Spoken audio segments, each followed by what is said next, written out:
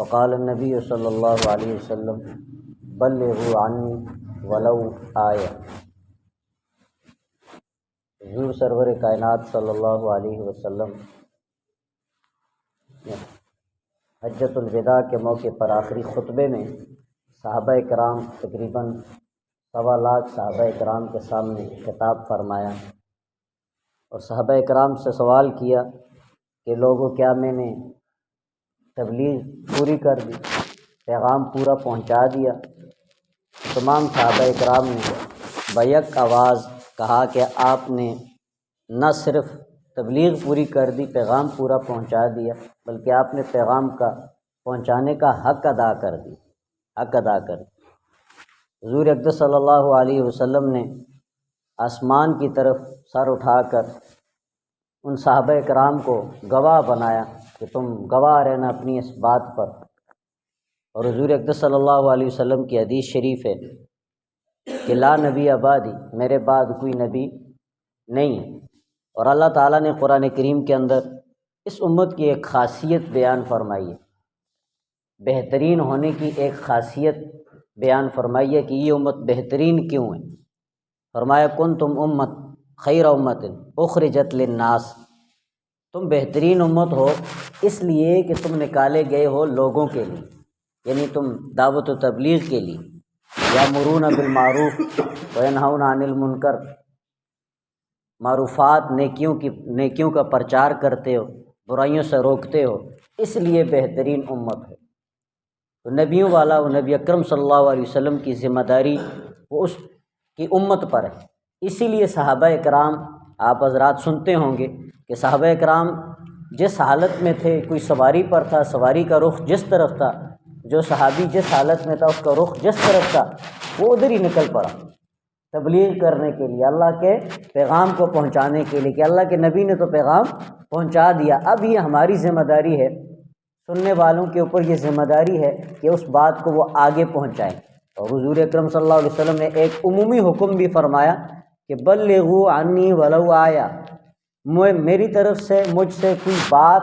میری نسبت سے جو کوئی بات تم تک پہنچے، چھوٹی سی بات کیوں نہ ہو، ایک آیت کیوں نہ ہو، ایک جملہ کیوں نہ ہو، اس کو آگے پہنچاؤ۔ یہ انسان کی ذمہ داری بن جاتی ہے۔ ذمہ داری یعنی ذمہ داری اس کو کہا جاتا ہے جس پر انسان کا ذمہ ہو اور ذمے پر سوال ہوتا ہے، ذمے پر سوال ہوتا ہے، جس کو ضمان کہا جاتا ہے، ضمانت کہا جاتی ہے، اس پر سوال ہوتا ہے۔ تو اس ہماری ذمہ داری پر ہم سے سوال ہوگا۔ تبلیغ 1400 سال پہلے نبی اکرم صلی اللہ علیہ وسلم نے اس کی بنیاد ڈالی، اس سے پہلے انبیاء کرام تھے۔ مولانا الیاس رحمۃ اللہ تعالیٰ علیہ جنہوں نے اس تحریک کا آغاز کیا، وہ اس کے مقاصد بیان کرتے ہوئے کہتے ہیں کہ پہلی امتیں جو تھیں فخلف من بعدہم خلف اضاعوا الصلاۃ واتبعوا الشہوات،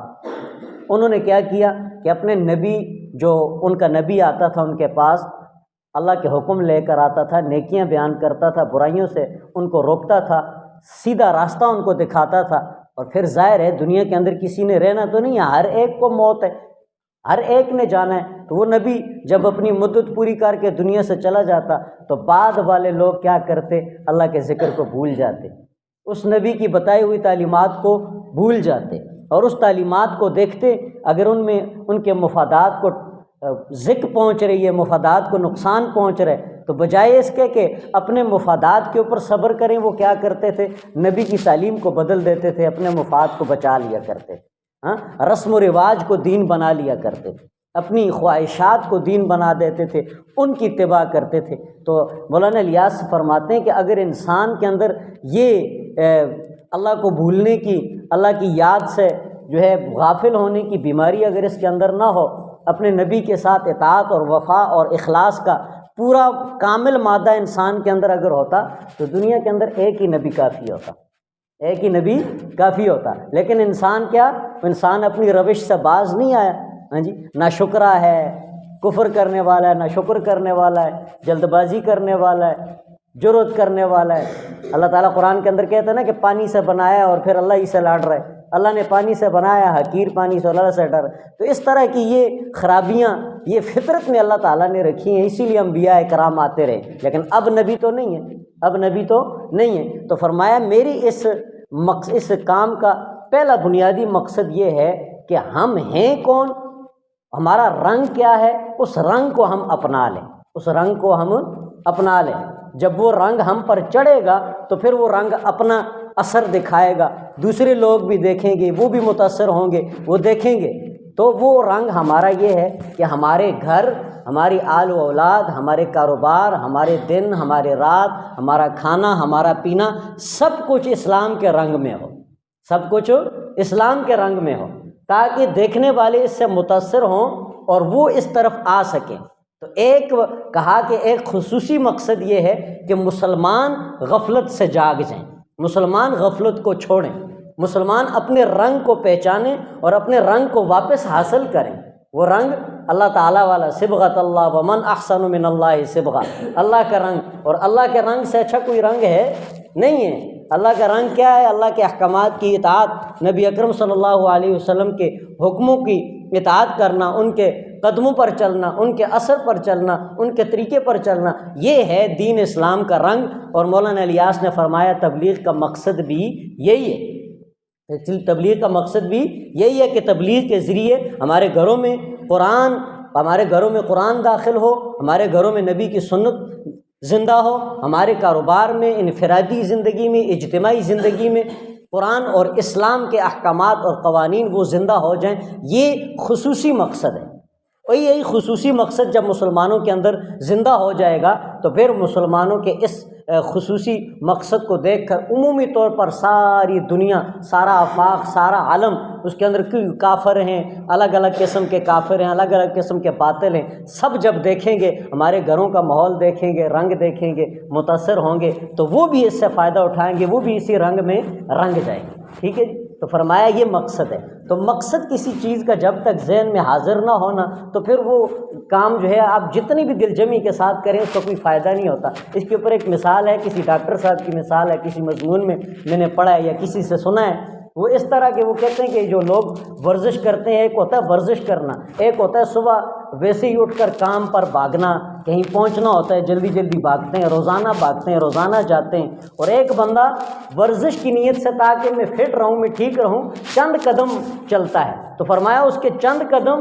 مقصد کے لیے ہیں، زندہ ہے، وہ کس لیے چل رہا ہے؟ تو اس کو وہ فٹ رہے گا، وہ تندرست رہے گا، اس کو وہ فائدہ حاصل ہوگا، بنسبت اس کے جو دوسرا صبح بھاگ کر اپنے کام کے لیے جاتا ہے، کسی اور معاملے کے لیے جاتا ہے، اس کو وہ تندرستگی حاصل نہیں ہوگی جتنی اس کو حاصل ہوگی جس نے مقصد کو زندہ رکھ کے ذہن میں رکھ کر 3-4 قدم، 10 قدم، 20 قدم یا تھوڑا بہت جو چلے گا۔ تو مقصد، یہ مقصد اہم چیز ہے، یہ جو چیز جو کام ہے اس کے فائدے کے لیے اثر کے اعتبار سے مقصد اہم ہوتا ہے۔ تو ابھی یہ اجتماع ہو رہا ہے، اجتماع اللہ تعالیٰ نے ویسے بھی کہا ہے مسلمانوں کو کہ ایک ساتھ رہو، اللہ کی رسی کے ساتھ جڑے رہو، جمع رہو، بغض نہ کرو، حسد نہ کرو، نفرت نہ کرو، ایک دوسرے کو گالی نہ دو، ایک دوسرے کا حق نہ مارو، ایک دوسرے کے اوپر ظلم نہ کرو، بلکہ بھائی بھائی بن کے رہو، بھائی بھائی بن کر رہو۔ حضور کی حدیث ہے، اور اللہ تعالیٰ قرآن میں کہتا ہے کہ انما المؤمنون اخوہ، مومن آپس میں کیا ہیں؟ بھائی بھائی ہیں۔ تو یہ اجتماع ویسے بھی قرآن اور سنت کا مطلوب ہے کہ ہم جمع رہیں۔ تو اس اجتماع کی وجہ سے ان مقاصد کے علاوہ کہ دین اسلام کی روشنی، دین اسلام کے طریقے ہمارے زندگی کے اندر زندہ ہو جائیں، اس کے علاوہ اور محبتیں ہوتی ہیں۔ آپ اپنے مسلمان بھائیوں سے، ان مسلمان بھائیوں سے جن سے کبھی ملے نہیں، ان سے ملتے ہیں۔ الگ الگ قسم کے لوگ، الگ الگ قسم کی جو ہے ان کی نیکی کی دعوت، بیانات، علماء اکرام کے، بزرگوں کے بیانات، تو ان کا اثر، یہ اجتماع اور بہت سارے مقاصد ہیں، یہ حاصل ہوتے ہیں۔ تو اپنا مقصد یہ بنا کے کہ ہم وہاں پر جائیں گے تو وہاں جو رنگ ملے گا اسلام کا، اس رنگ کو اپنی زندگی میں بھی لائیں گے، اپنے گھر میں بھی لائیں گے، اپنے کاروبار میں بھی لائیں گے، انفرادی زندگی میں بھی اور اجتماعی زندگی میں بھی۔ اس ارادے کے ساتھ، اس مقصد کے ساتھ ضرور شرکت کریں، تاکہ اللہ تعالیٰ اس شرکت کو اور اس مجلس کو ہمارے لیے جو ہے دنیا کے اندر اور آخرت کے اندر باعث کامیابی اور نجات بنائے۔ اللہ تعالیٰ مل کی توفیق۔